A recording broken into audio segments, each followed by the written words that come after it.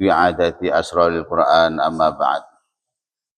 Yang saya hormati Ketua Takmir Masjid Jamiatin beserta jajarannya, yang kami hormati Bapak-bapak RT yang hadir pada kesempatan malam hari ini, yang kami banggakan jamaah Khatmil Quran, Asmaul Husna, dan juga pengajian tafsir Al-Quran. Alhamdulillah wa syukurillah, malam hari ini kita masih dapat bersama-sama mengikuti pengajian tafsir Al-Quran dalam keadaan sehat walafiat. Semoga apa yang kita kerjakan membawa barokah untuk hidup kita minat dunia hatal akhirah, amin Allahumma amin. Usia dan umur kita diberikan keberkahan, rezeki kita diberikan keberkahan, keluarga kita diberikan keberkahan, hidup kita diberikan keberkahan, amin ya robbal alamin. Tidak lupa salat dan salam kita sampaikan kepada junjungan kita Nabi Agung Muhammad SAW, yang senantiasa kita tunggu syafaatnya kelak di yaumil qiyamah. Bapak-bapak, ibu-ibu, jamaah pengajian tafsir yang kami hormati, kemarin kita sudah menyelesaikan ayat 1 dari surat Al-Baqarah, yaitu Alif Lam Mim, yang kita jelaskan merupakan huruf muqatta'ah. Sekarang ini kita akan memasuki ayat 2 dari surat Al-Baqarah, yaitu dzalikal kitabu la raiba fihi hudal lil muttaqin. Dzalikal kitabu, kitab Al-Quran ini, la raiba fihi, tidak ada keraguan di dalamnya. Hudal lil muttaqin, ia merupakan petunjuk bagi orang-orang yang bertakwa. Di dalam ayat ini ada dua pokok pikiran, yaitu dzalikal kitabu la raiba fihi, dan yang kedua hudal lil muttaqin. Dari segi bahasa, kata dzalika itu memiliki arti isyarah jauh. Dzalika artinya itu. Di dalam bahasa Arab ada dua penunjuk. Yang pertama penunjuk jauh, dzalika, bisa tilka, tapi ada juga penunjuk atau isyarah yang dekat, yang biasa dengan hadza atau hadhihi. Bedanya apa antara dzalika dan tilka? Kalau dzalika itu penunjuk jauh, tetapi untuk jenis kelamin laki-laki. Contoh, dzalika maktabun, itu bangku. Mengapa maktabun dianggap jenis laki-laki? Karena di situ tidak ada tak bundelnya atau tak marbutoh seperti yang kemarin kita jelaskan. Kalau yang tilka itu penunjuk jauh dan untuk jenis kelamin perempuan. Misalnya tilka mistorotun, itu penggaris. Mengapa mistorotun dikategorikan sebagai jenis kelamin perempuan? Karena di situ ada tak bundelnya, mistorotun. Sama dengan hadza, hadza kitabun, itu penunjuk dekat tetapi untuk jenis laki-laki. Hadhihi mistorotun, hadhihi adalah petunjuk dekat tapi untuk jenis kelamin perempuan. Karena itu sebetulnya dalam ayat ini dzalikal kitabu la raiba fihi, dzalika arti secara benarnya adalah itu. Tetapi oleh para ahli tafsir ini diartikan dengan ini. Jadi kitab ini, kitab Al-Quran ini tidak ada keraguan di dalamnya. Nah, jadi zalika tapi dimaknai dengan ini.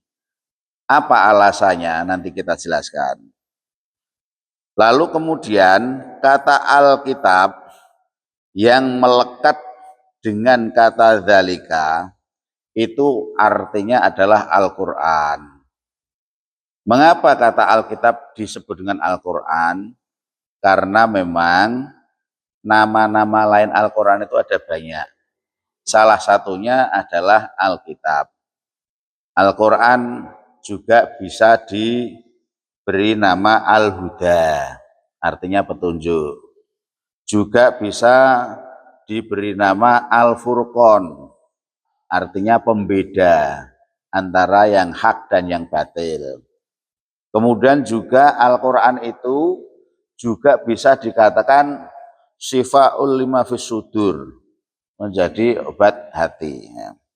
Ada juga yang mengatakan bahwa Al-Quran itu dinamakan Al-Bayan, artinya penjelas.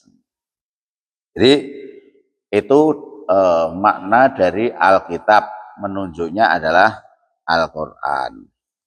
Lalu kemudian kita memasuki alasan mengapa zalika yang secara makna itu berarti itu, kata penunjuk jauh, tapi para ahli tafsir memaknai di dalam Al-Quran ini dengan kata ini. Yang pertama, karena Al-Quran yang ditunjuk itu adalah posisinya dekat. Dekatnya bagaimana? Dekatnya adalah bahwa firman Allah itu firman yang dilaksanakan atau syariat yang akan dilaksanakan, sehingga dianggap sebagai satu posisi atau kedudukan yang dekat dengan kehidupan kita manusia. Jadi Al-Quran itu diberi penunjuk dekat ini itu karena firman Allah Al-Quran itu posisinya dekat dengan kehidupan kita manusia, sehingga lebih tepat menggunakan kata ini dibanding itu. Kemudian yang kedua, alasannya menurut ahli tafsir adalah litta'zim, karena untuk mengagungkan Al-Quran. Mengapa Al-Quran harus diagungkan? Karena Al-Quran itu memiliki marfu'ur rotbati, memiliki ketinggian derajat. Memiliki ketinggian derajat. Mengapa memiliki ketinggian derajat? Ya, karena itu adalah firman Allah. Kemudian yang kedua, azimul qadri, keagungan pangkat. Jadi kalau tadi ketinggian, kalau ini keagungan. Keagungan itu lebih pada marwah, lebih pada wibawa. Itu namanya keagungan.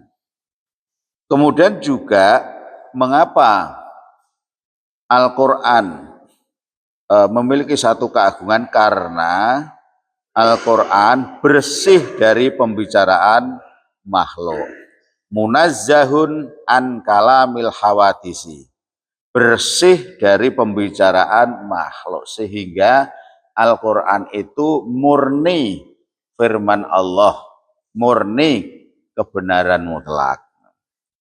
Jadi ketinggian, keagungan, dan bersihnya Al-Quran dari kalam makhluk, itulah yang menyebabkan Al-Quran itu memiliki derajat keagungan yang tinggi, sehingga dalam posisi memberikan kata tunjuknya juga menggunakan kata tunjuk dekat.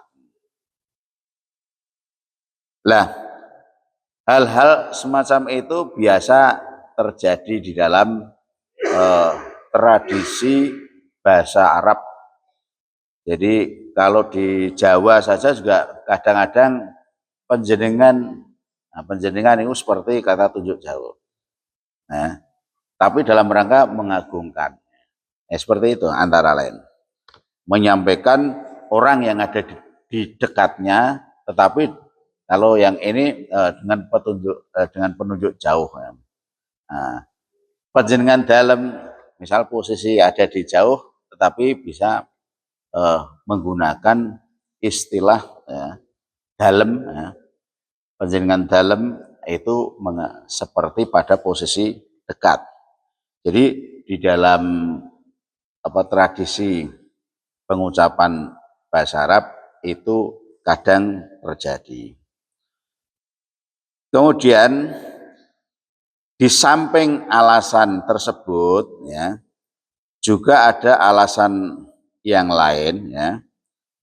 Jadi kalau menurut tafsir As-Sofi, kalau tadi tafsir As-Sirat yang memang kita jadikan acuan.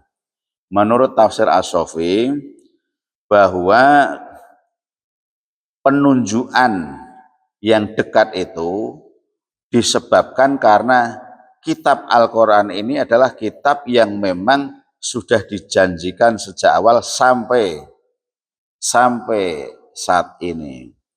Jadi itu adalah kalam Allah yang sebelumnya merupakan kelanjutan dari kalam-kalam sebelumnya, artinya dari firman-firman sebelumnya dalam agama samawi. Jadi seperti Taurat, Injil, itu adalah kalam Allah dari agama-agama samawi, kemudian Al-Quran turun sebagai kelanjutan firman. Ini menurut tafsir As-Sofi. Sehingga dengan berbagai alasan itulah maka para ahli tafsir mentakwilkan kata dzalikal kitabu dengan kata hadzal kitab, dengan makna hadzal kitab. Ini selesai di bagian dzalikal kitab, mengapa diberi arti ini, bukan diberi arti itu. Sementara itu adalah la raiba fi. La dalam kata la raiba fi ini di dalam tata bahasa Arab ya. La itu memiliki beberapa jenis, beberapa macam. Ada yang namanya la nafi. Ada yang namanya la nahi. Kalau la yang masuk di dalam kata la raiba fi itu artinya la li nafyil jinsi. La li nafyil jinsi itu adalah la untuk meniadakan kata yang di depannya. Jadi bedanya la li nafyil jinsi dan la nafi, kalau la nafi itu masuknya di dalam kata kerja, tapi kalau la nafil jinsi itu masuknya di kata benda. Makanya kalau di pesantren itu sering memaknai begini, la roiba, ora ono keraguan iku maujud fihi ing dalam Al-Quran. Ono maujute, itu ada penegasan situ.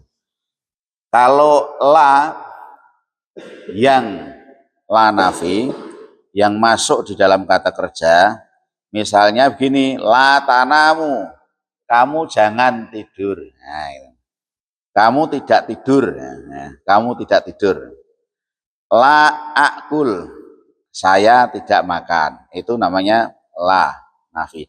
Lah kalau yang satunya lagi namanya la nahi. La nahi itu artinya jangan. Itu semacam larangan. Maknanya larangan. Kalau yang la nafi dan la linafil jinsi, la-nya itu diartikan dengan tidak. Tapi kalau yang la nahi itu bermakna larangan. Misalnya di dalam Al-Quran itu la taqtulun nafsal lati harramallahu illa bil haqq. la taqtulu ojo mateni sira kabeh an nafsa ing awa-awaan allati kang harrama kang wis ngaromake sapa Allah Gusti Allah illa bil haq kejaba kelawan alasan sing hak sing bener. Jadi la di situ jangan artinya. Lah kalau yang la raiba fih itu artinya tidak, ya, tidak ada keraguan di dalamnya.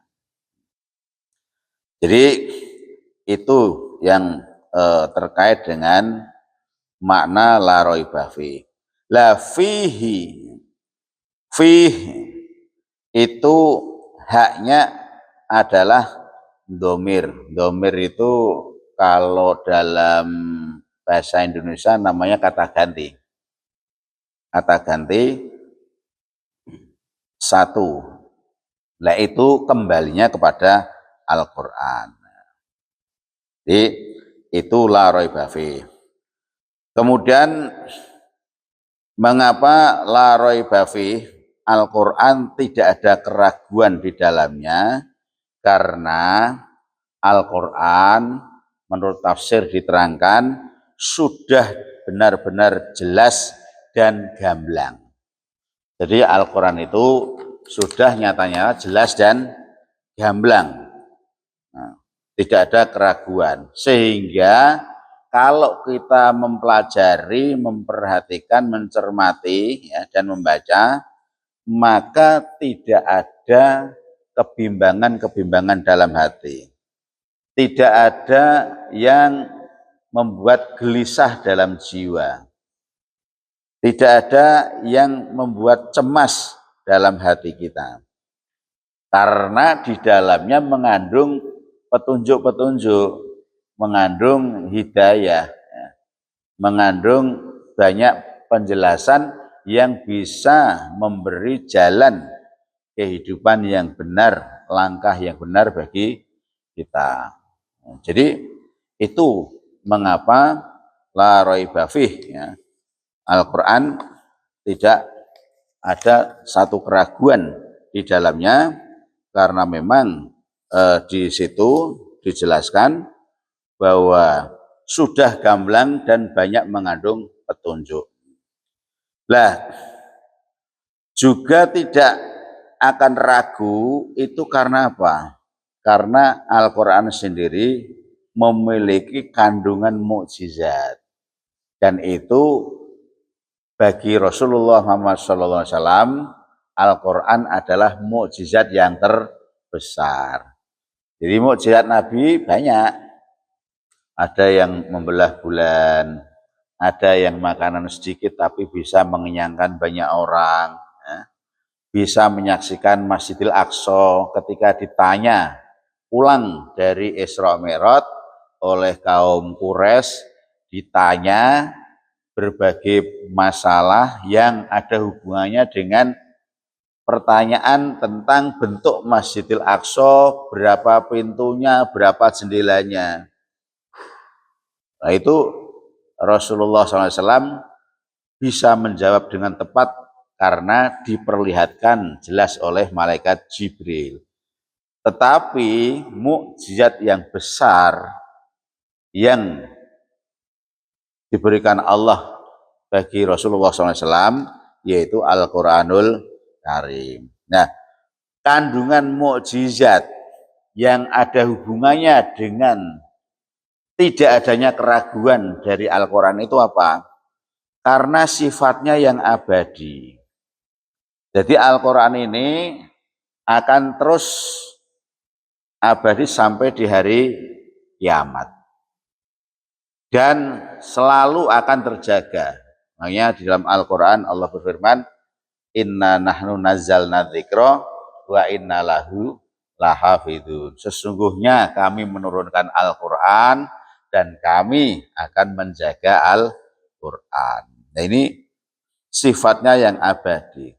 Jadi yang gerono sing ngowahi salah satu ayat atau mungkin harokat saja, itu mesti konangan.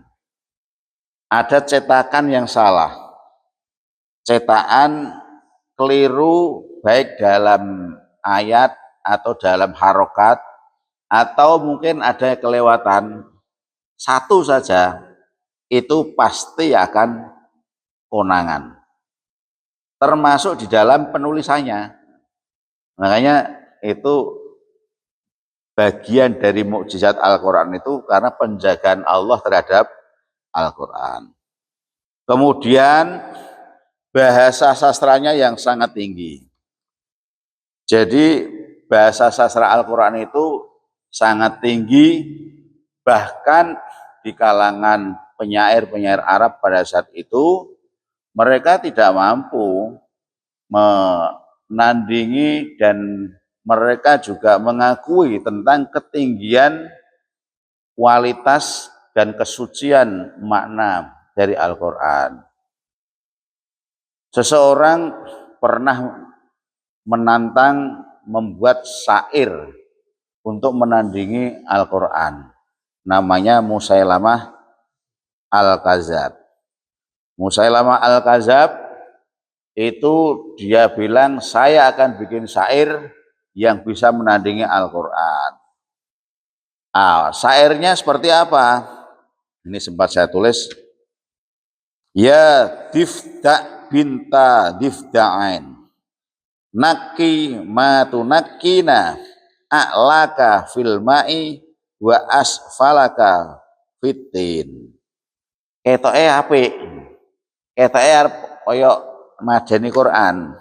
Cuma arti dari apa tadi itu? Hai kata anak dari dua kata, bersihkanlah apa-apa yang engkau bersihkan. Bagian atas engkau di air dan bagian bawah engkau di tanah.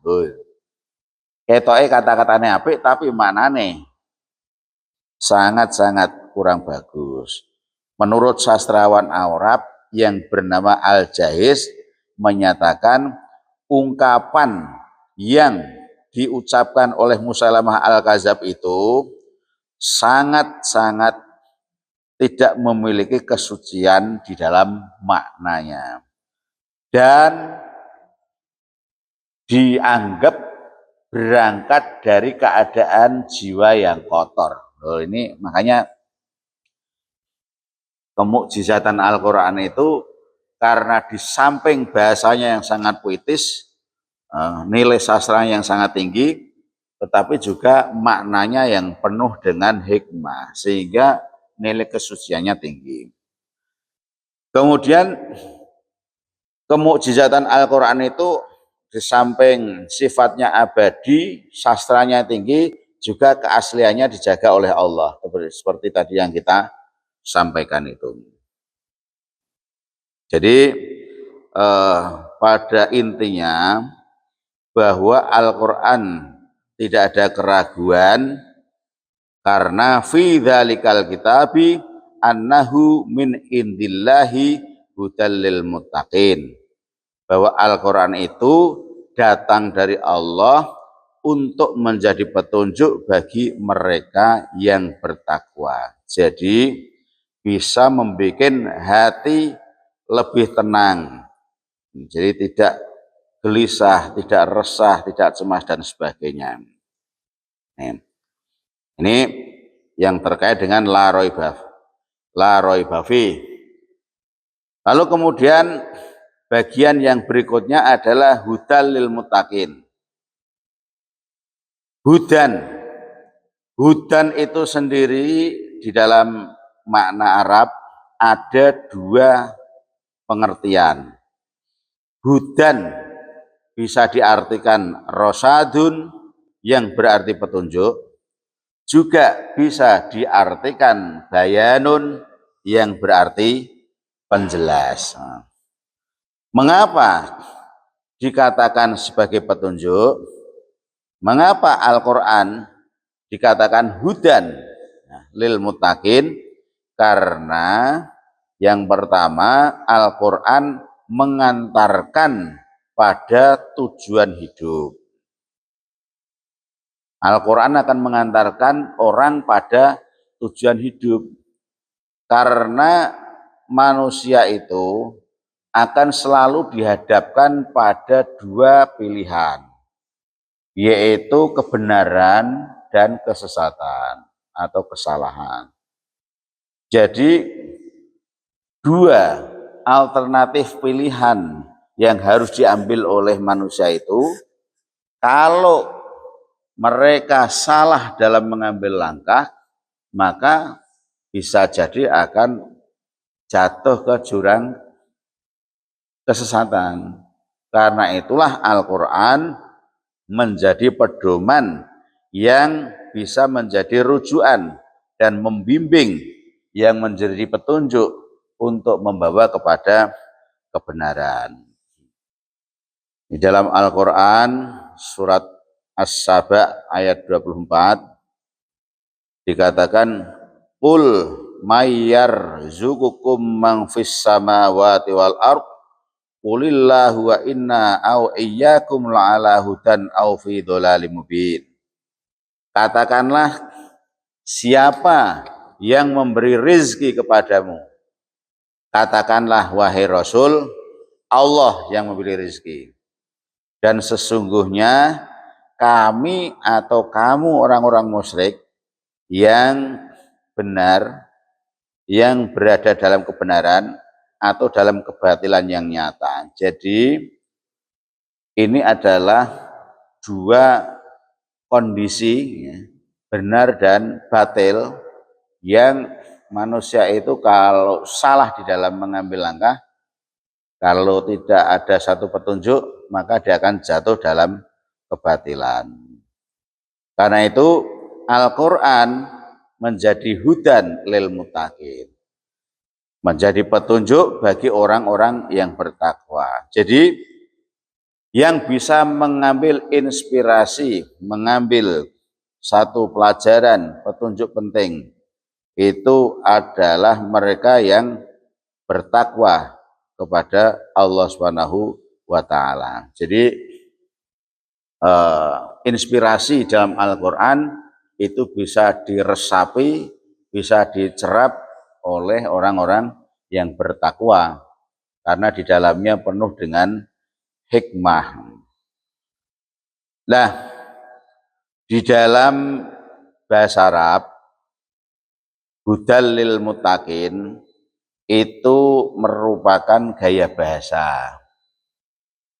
Kenapa dikatakan gaya bahasa? Gaya bahasa itu kalau di Indonesia namanya majas. Nah, majas. Mengapa kok itu merupakan gaya bahasa? Iya, karena hudan atau hidayah itu sesungguhnya datangnya dari Allah, tidak dari Al-Quran secara langsung. Cuma wal hadi fil haqiqati huwallahu ta'ala. Jadi yang memberi petunjuk itu hakikatnya ya Allah. Cuma asnadal hidayah lil Quran. Hidayah itu disandarkan pada Al-Quran oleh Allah. Jadi kata yang benar sebetulnya hidayah itu bukan dari Quran langsung, tetapi hidayah itu datang dari Allah. Itu yang disebut dengan gaya bahasa. Gaya bahasa. Kalau di dalam bahasa Arab namanya majas mursal, yaitu gaya bahasa yang dilakukan dengan menggunakan kata yang tidak sesuai dengan makna aslinya. Contoh lagi gini, wasari'u ila maghfiratin mir rabbikum wa jannatin ardhas samawati wal ardh. Bersegeralah kamu pada ampunan dari Tuhanmu dan kepada surga yang luasnya seluas langit dan bumi, yang disediakan bagi orang-orang yang bertakwa. Sebetulnya kita disuruh memohon ampunan mir rabbikum, itu ampunan dan surga itu sesungguhnya balasan bagi orang yang berbuat baik. Kalau kata yang benar, kata yang mestinya ideal itu adalah wasari'u ilal khairat. Bersegeralah kalian kepada perbuatan yang baik, Karena dengan perbuatan baik itu akan bisa mendapatkan balasan ampunan dari Tuhan dan juga mendapatkan surga yang luasnya langit dan bumi. Itu namanya gaya bahasa. Jadi orang disebut langsung.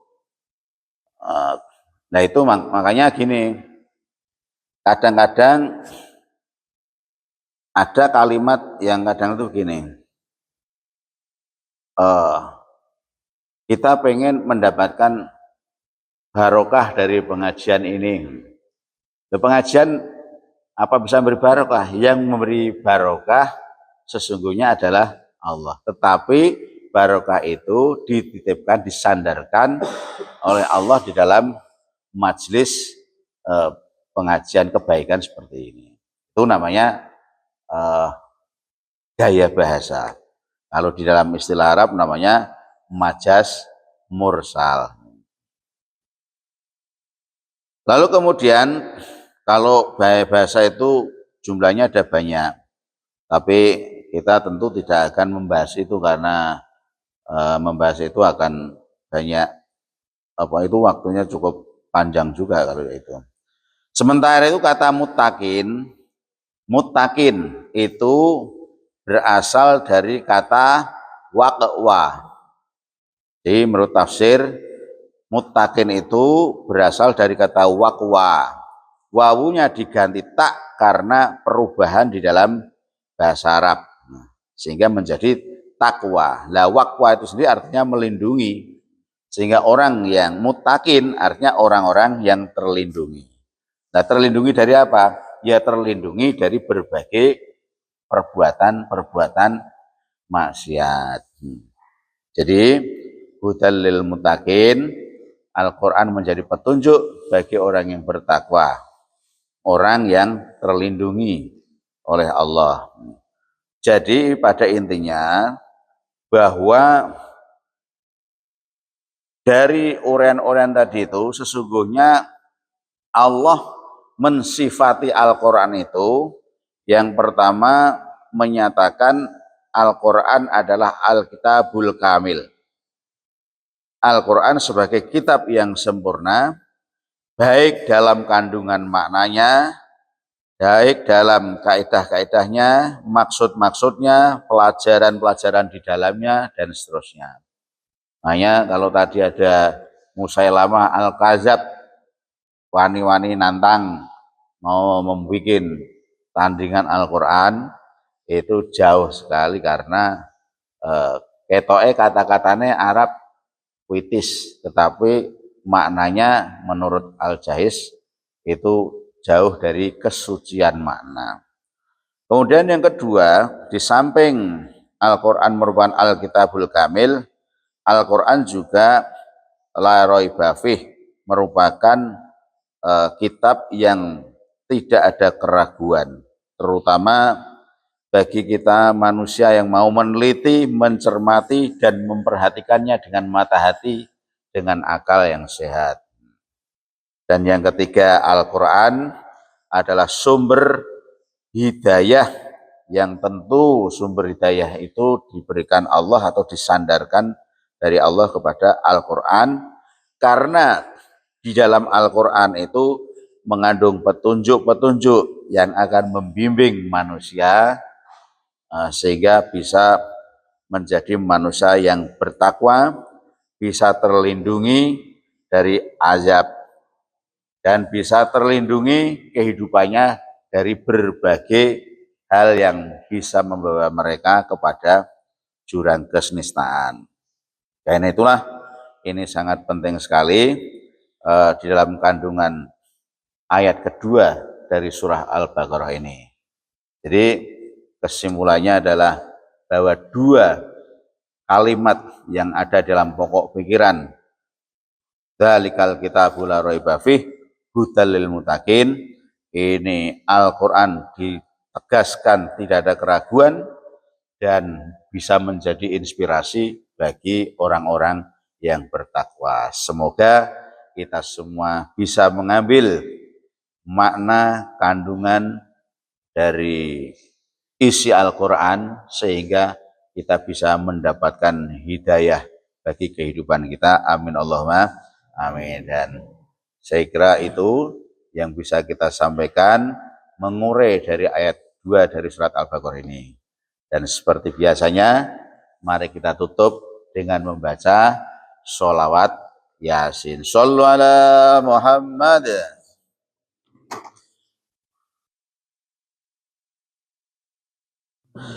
Sallallahu ala Yasin Ahmad al-Hadil Amin. Sallallahu ala Yasin Ahmad al-Hadil Amin wa alihil muqarrabin wa sahbihi wa tabi'in wa alihil muqarrabin wa sahbihi wa tabi'in.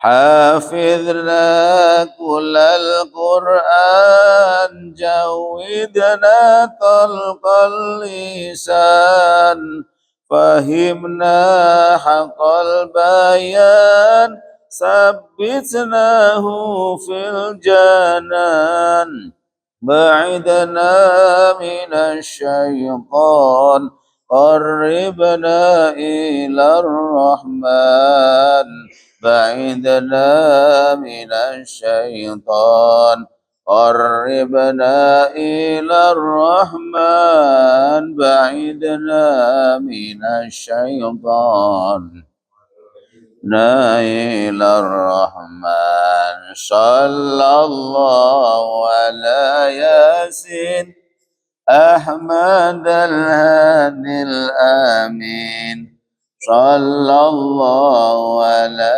ياسين أحمد الهادي الآمين وآله المقربين وصحبه والتابعين وآله المقربين وصحبه والتابعين. أعذنا من النسيان واختمنا على الإيمان والثقال في الميزان واللقاء بالغفران والدخول في الجنان والنظر بالرضوان والدخول في الجنان والنظر بالرضوان والدخول في الجنان والنظر بالرضوان صلى الله على ياسين مد الهادي الآمين صلى الله على ياسين أحمد الهادي الآمين وآله المقربين وصحبه والتابعين وآله المقربين وصحبه والتابعين. Demikian Bapak Ibu sekalian, mudah-mudahan jumpa lagi pada pertemuan berikutnya memasuki ayat ketiga dari surat Al-Baqarah, dipertemukan dalam keadaan sehat walafiat, usia panjang, amin Allahumma amin. Wallahu muwaffiq ila aqwamit thoriq. Wassalamualaikum warahmatullahi wabarakatuh.